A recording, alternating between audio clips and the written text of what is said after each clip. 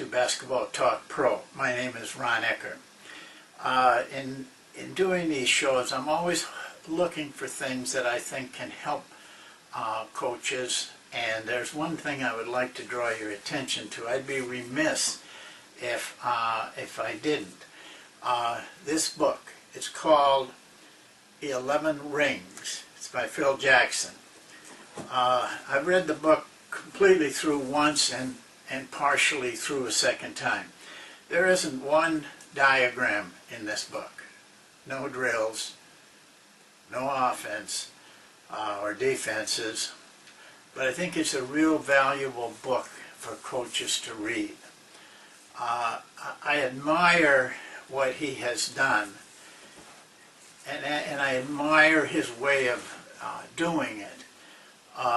He kind of has just flaunted what everyone thinks is NBA wisdom and NBA regiment that you have to follow, and literally follows himself. You'd have to say he's a nonconformist, and I think that is a strength. The book is worth reading because he discloses a lot of things, not only about his personal feelings, but handling players, the problems that he faced, and how they worked themselves out, and of course with his help. It's worth your reading. I think that each one of you should get a copy of that book and spend some time with it. We all train ourselves in the long run. So good literature, good books, good things that are on the market are things that coaches need to get involved with. Today I'm talking about practice management. I can't think of anything more important for a coach than how he runs a practice and how he manages a practice. It's an art. It truly is an art. The ability to take a practice and make it effective. It's what you do. It's your work. It's where learning takes place. And I can really say this from my experience, that your team reflects how you practice. If you have sloppy practices, you're going to have a sloppy team. If you have a very disciplined practice, you're going to have a very disciplined team.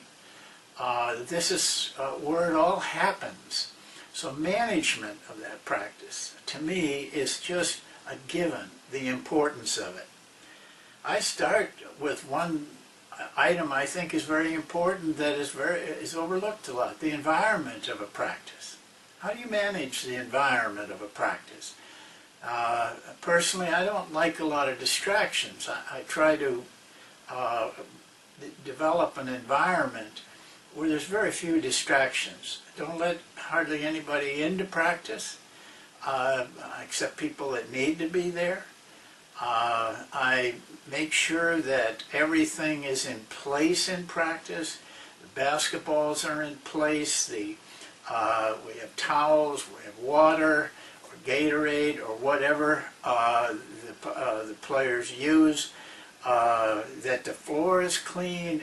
All of these are details that I think the environment is very important. You want your players to come in and feel like they're in a well-run operation. Now, in some levels, you have a lot of help to do that. You just tell them what to do. But listen, I've coached at every level, and I know the limitations of not having staff. But you can always usually find somebody who's just interested in basketball enough to want to be out on the floor with you and handle those kind of details. I think it's where discipline starts, when you're in your practice management.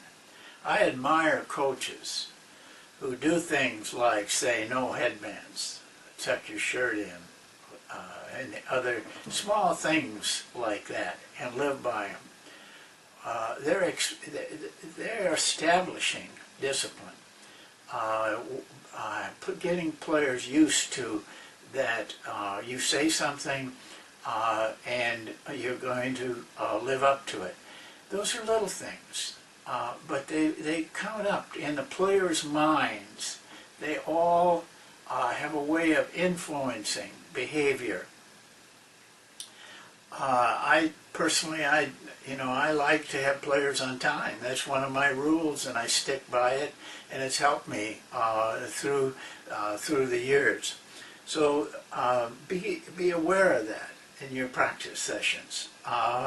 It'll pay off in the games also. I think it's necessary to have a plan. I know. I've gone through this with coaches, and I've watched practices. I've been in part of practices where the coach just walks out and wants to kind of fly by the seat of his pants, whatever he feels like doing. And that's okay in some instances. But it also allows for you to miss a lot of things. I mean, what you feel is important at the time may be based on all kinds of different things. But you may not be doing what you should do. I think you need a practice plan. And I think you, as best you can, stay with it. And one of the things I am big on with practice plans is do only what is necessary. Take the fluff out of your practice plans. It should be a no-nonsense type of practice. However, you have to be able to judge when you loosen up on certain things, not the things that really count. I like what John Wooden used to say about it. It's like holding a bird, a small bird. If you don't hold it tight enough, it flies away. If you hold it too tight, you crush it. And you don't want to crush the spirit of your players, yet you must maintain the practice so that you get the things out of it that you want to. So I'd like to show you just a simple practice plan, one that I've used for, gosh, I don't know how many thousands of practices. And a lot of you are experienced coaches. I'm surprised. I have some coaches that watch this show that are very high-level coaches. And that always makes me chuckle when I think they're watching the show, not because they are turning to me as any kind of mentor, because they don't need one, but they're just part of the way they approach their profession. They have an interest in seeing if there's something new that they can learn. And yet, for the most part, coaches don't take the time to even do 10 or 15 minutes every other day to see if there's something new. With that, let me show you my simple little practice. I think you are able to read that. I'll make it a little bigger.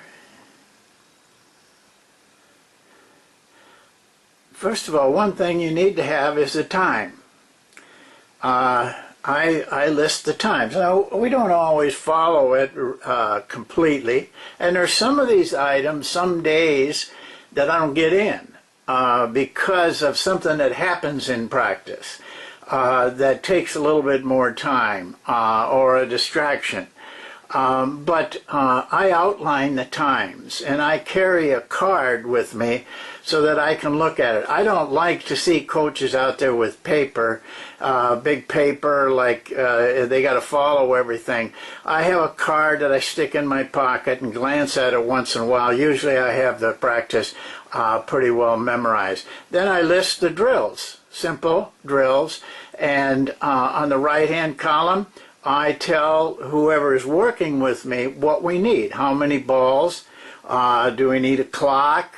Do we need officials? That sort of thing. In this particular practice, we didn't need much because it was the very first practice of the year.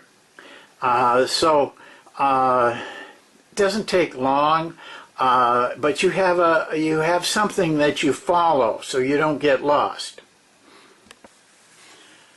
I worked with Dick Mata for a while, and Mata always came to practices with a card. He actually had saved all his practices on these cards, and when he wanted a certain kind of practice, he would go through his cards, find the card he wanted, give that to every coach, and the coaches were responsible to write down their own card so that they could follow along. But I think the fact that he had that plan always in mind made him an excellent coach, and he truly was.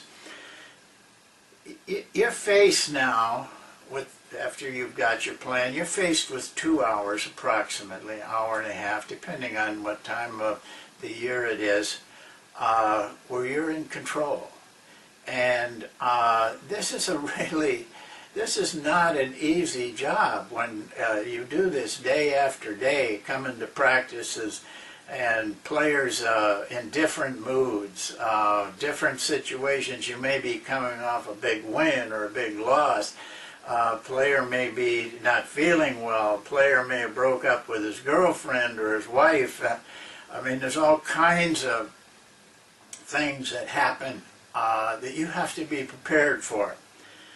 I think I couldn't do it any other way. My belief in improvisation being so strong, when I go to practice, and I'm not saying that my way is the right way or the only way, but I can only tell you what I do. I can't tell you what other people do. My feeling in practice is if I've got the plan down and I know what I'm doing, I don't have a script. I don't want to be that confined. I like to improvise as the practice goes along, but I follow the plan. It's like a jazz musician. He has a melody that he follows, and he has some rules that he follows, so he keeps himself organized. But he plays what he feels like playing, what he feels like saying, and I try to do the same thing. I want myself to say things that I believe in at that moment, and not be restricted. Now, sometimes I listen to my practices, and I'm shocked at some of the things that I say.